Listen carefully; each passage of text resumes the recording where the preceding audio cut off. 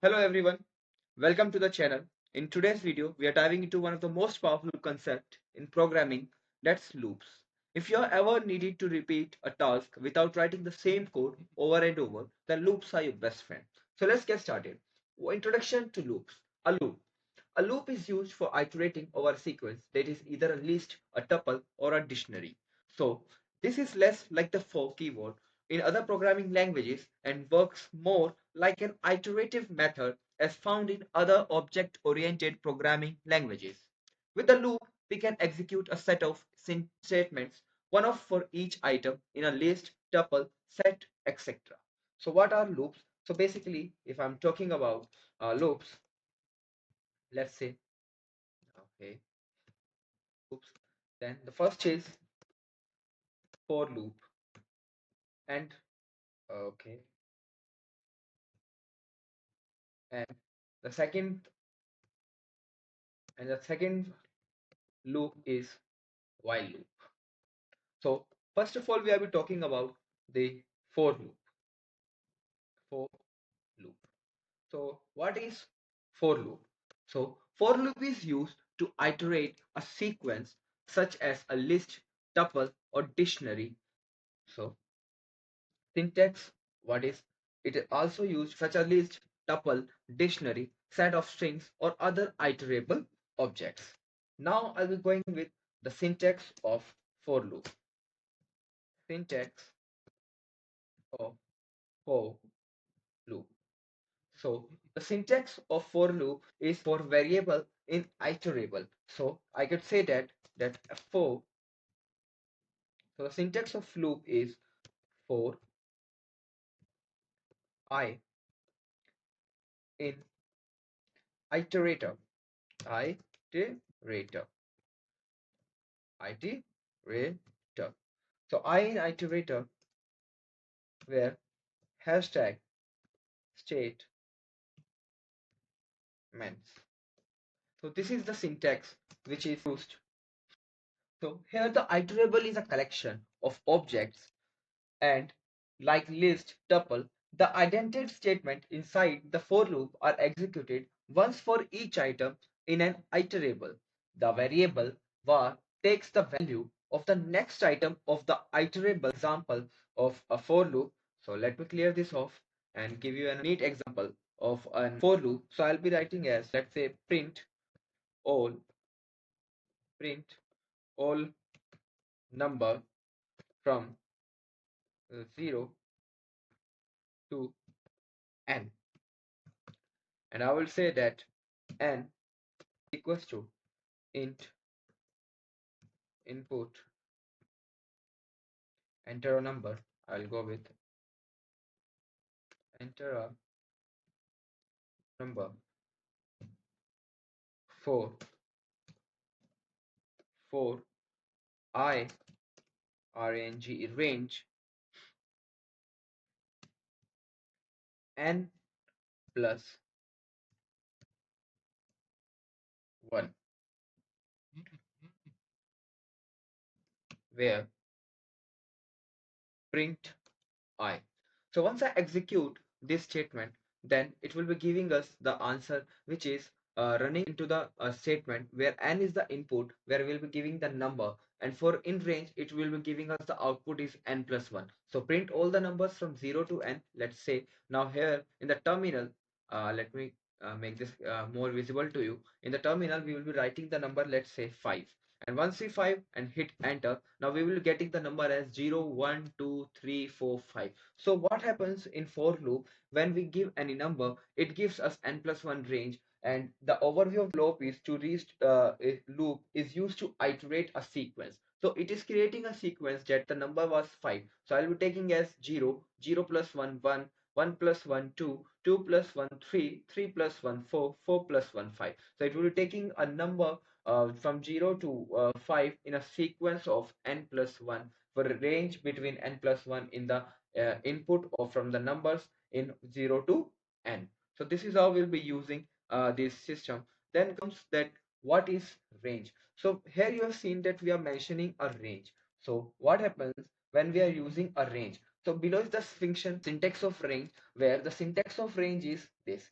So the range function only works with the integers. So all arguments must be integers. You cannot use float numbers or any other data type as a start, stop, and step value. The range function does not include the start value, but uh, it integers, but you cannot use float on other data types as the start, stop, and button. So all these arguments can be positive or negative. The step values must not be zero. If a step is equals to zero, then Python will raise a value error expansion. And what happens when the range is given, that this uh, range is between start stop. So when you pass two arguments to a range, it will generate integers starting from the start number to stop -1. So for example, if I say for I in range 10 to 15, print I.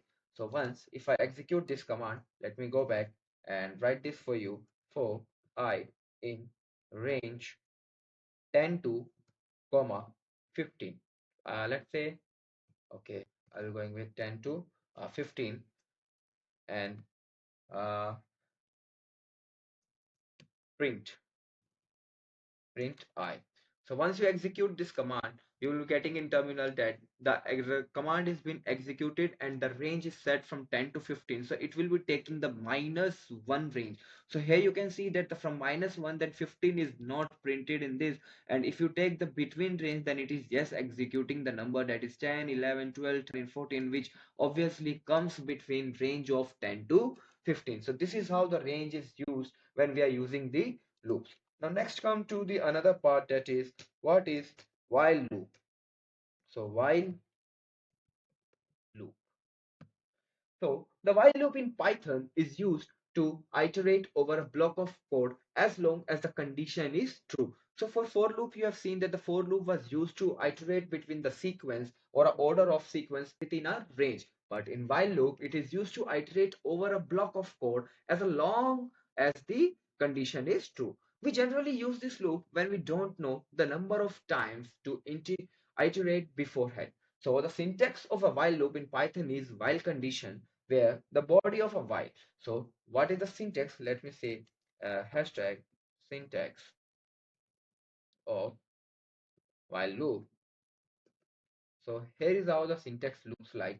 It is, let me say, while condition. So this is the syntax of while loop, which is while condition.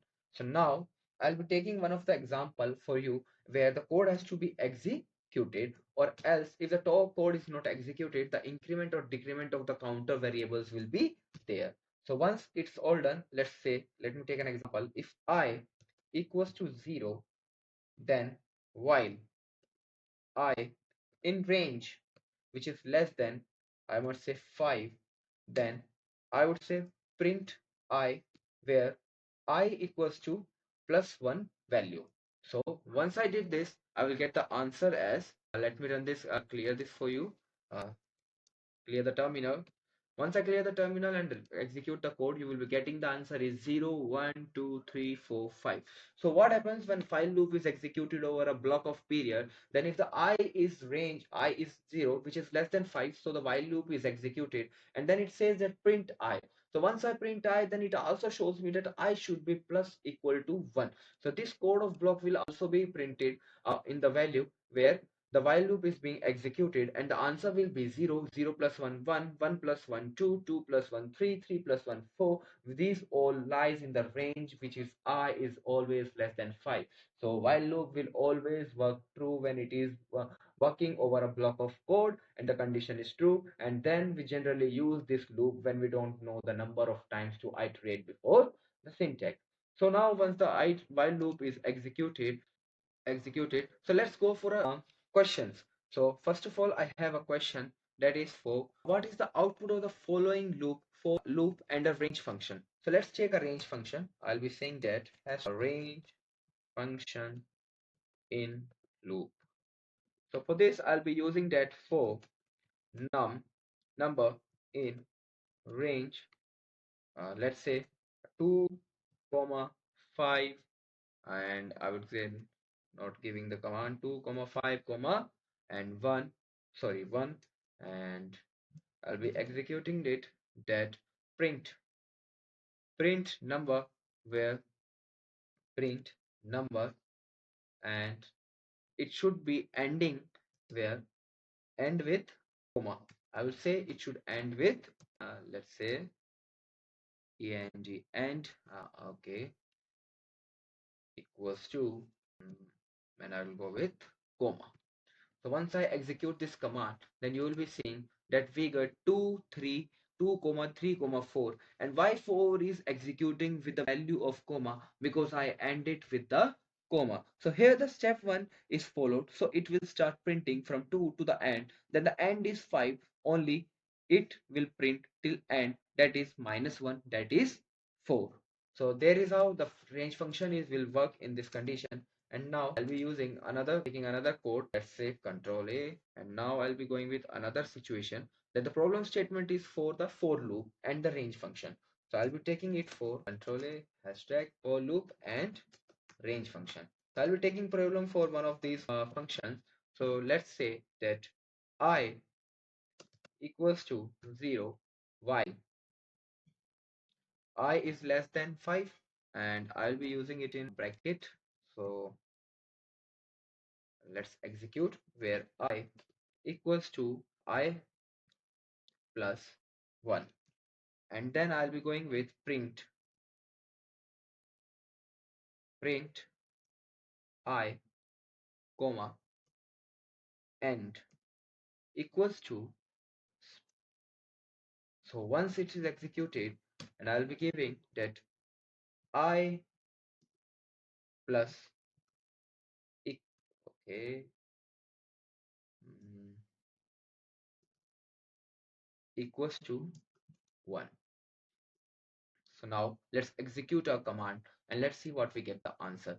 So yes, when we execute this command, variable in I is equal to int, then we get the answer is 135. So this is how we are going to use the while loop with our codes. And the next problem statement that I'll be undertaking with you guys is that what will be the output of the following code if n equals to 5 and while n equals to greater than 0, then print n and which equals to this and n equals to n minus 1. So this is the homework for you guys, and I hope you will be completing this homework by today and sending me the answer in the messages. And if you find anything wrong or being stuck anywhere, then feel free to ask me in the comments, and do like, share, and comment on this video. Thank you so much for joining me today and learning more about the coding and Python.